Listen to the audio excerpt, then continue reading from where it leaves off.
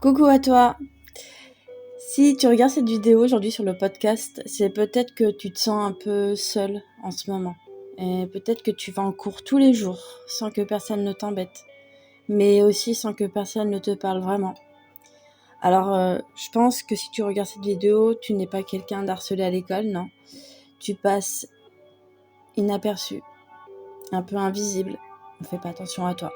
Et ça, je sais que ça peut faire mal, parce que je l'ai vécu aussi à une période de ma vie. Ce que je vais te dire aujourd'hui, ce n'est pas une leçon, ce ne sont pas des phrases toutes faites. Non, franchement, c'est des choses que moi-même j'ai vécues, donc je peux te le dire à partir de mon expérience. C'est juste un partage, une main tendue d'une personne qui est passée aussi par là, à une autre qui est peut-être en train d'y passer maintenant. Alors, d'abord, je veux que tu saches que ce que tu ressens, c'est légitime. Tu as le droit de ressentir ça, ce vide, cette solitude. Alors oui, la solitude, même sans méchanceté autour, ça fait mal. Parce qu'on a besoin d'être entendu, d'être vu, d'être reconnu et d'exister un peu dans le regard des autres. Pas uniquement de notre famille, mais dans le regard des autres aussi, c'est important. Et quand on ne te parle pas, quand personne ne vient vers toi, tu finis par te dire que tu n'as peut-être pas... Ouais, que tu n'as peut-être rien d'intéressant. Je pense que c'est ce que tu dois te dire. Alors qu'en fait, non. Ce n'est pas toi qui es trop ou pas assez.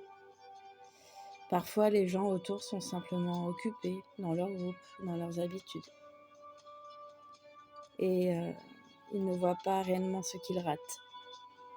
Toi.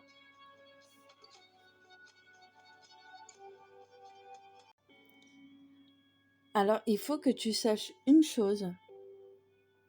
Malgré tout ça, autour de toi, malgré la situation, le fait que tu te retrouves seul, que personne ne te parle, dis-toi que tu as ta propre façon d'être, ta sensibilité, ta vision du monde.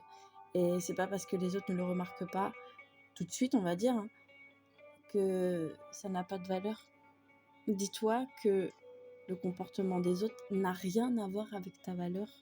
Rien à voir avec ta valeur. En fait, les gens vont vraiment se comporter en fonction d'eux, en fonction de leur monde intérieur, vraiment.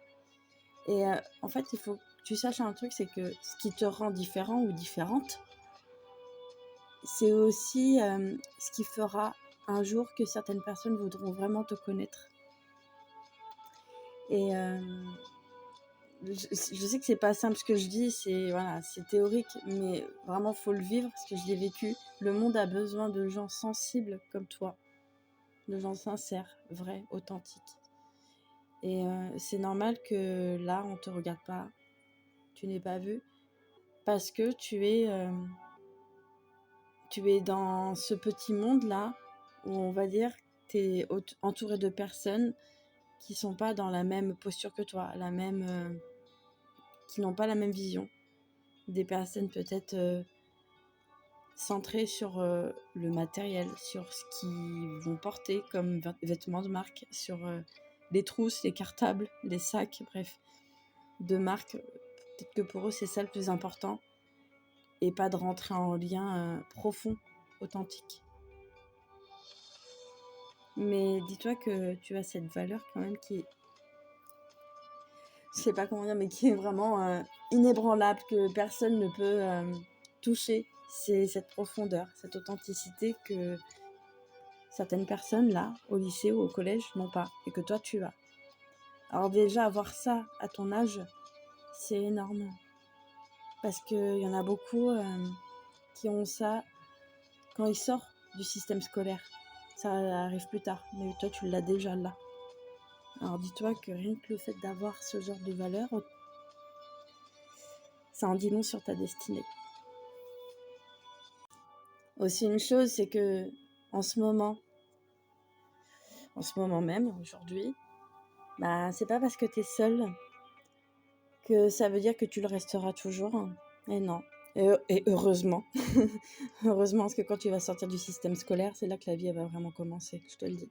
Je te le dis parce que maintenant je le vis.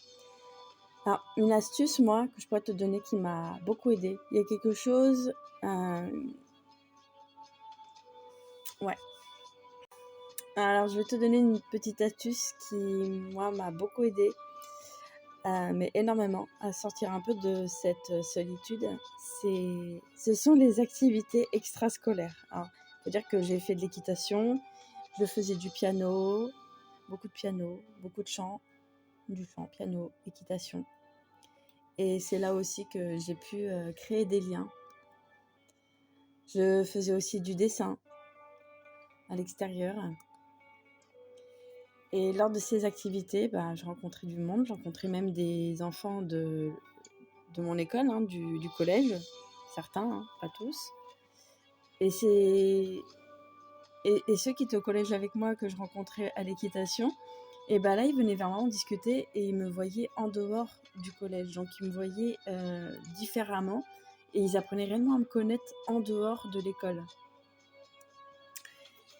Et en fait, moi, de ce que j'ai remarqué, à propos de ça, ce qui compte, c'est que tu rencontres d'autres personnes en dehors du cadre du collège ou du lycée. Il faut que tu saches pourquoi c'est important. Parce que quand tu rencontres des gens ailleurs, tu découvres que tu peux être accepté, accueilli, apprécié pour ce que tu es réellement. Et ça, c'est une force incroyable. Quand tu vois que tu peux être toi-même ailleurs, tu commences à le croire. Vraiment. Et si tu es accepté dans un endroit, alors dis-toi que tu peux l'être aussi à l'école, au collège, au lycée. Alors, pas forcément par tout le monde, mais par certaines personnes. Et dis-toi que si tu as au moins un ou deux amis, c'est déjà énorme. C'est déjà beaucoup. Tu n'as pas besoin d'être entouré. Je te le dis parce que j'étais beaucoup entourée aussi au lycée. Il y a une période où j'étais seule, une période où j'étais beaucoup entourée. Mais même en étant entourée, je me sentais très seule. Parce que j'étais entourée de personnes superficielles autour de moi, qui voulaient être avec moi parce que j'avais, j'étais habillée d'une telle façon. C'est vrai que je m'habillais, assez comme une femme, alors que j'étais quand même encore qu'une adolescente. Bref, entourée de superficialité, mais au fond, j'étais très seule. Et en fait, moi, c'est exactement ce qui s'est passé grâce à mes activités extrascolaires. J'ai fini par avoir une ou deux amies au collège. Pas un grand groupe, non, mais des amis sincères, vrais. Et ça, pour moi, ça a tout changé. Alors voilà.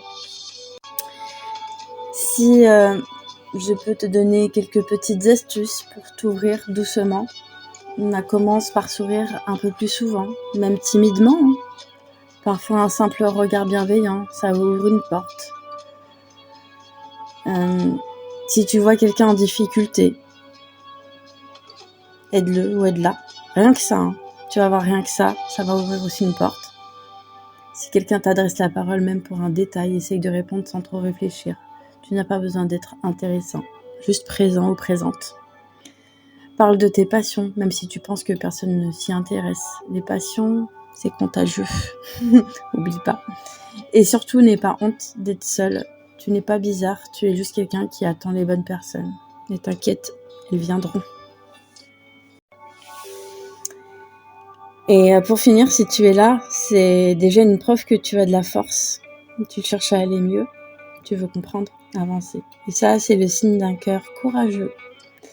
Alors, s'il te plaît, ne baisse pas les bras pour cette période de ta vie. Et pense aux personnes aussi qui t'apprécient, qui t'aiment, à ta famille, certains membres de ta famille. Ce que tu vis maintenant ne définit pas ton avenir. Les choses changent, les rencontres arrivent, les liens se tissent.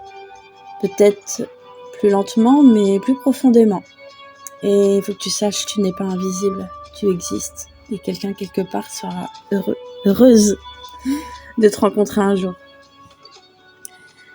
En tout cas, merci à toi d'avoir regardé cette vidéo. Et si tu veux, tu peux écrire un petit commentaire pour dire comment tu te sens. Ou juste je me reconnais dans cette vidéo. À très vite.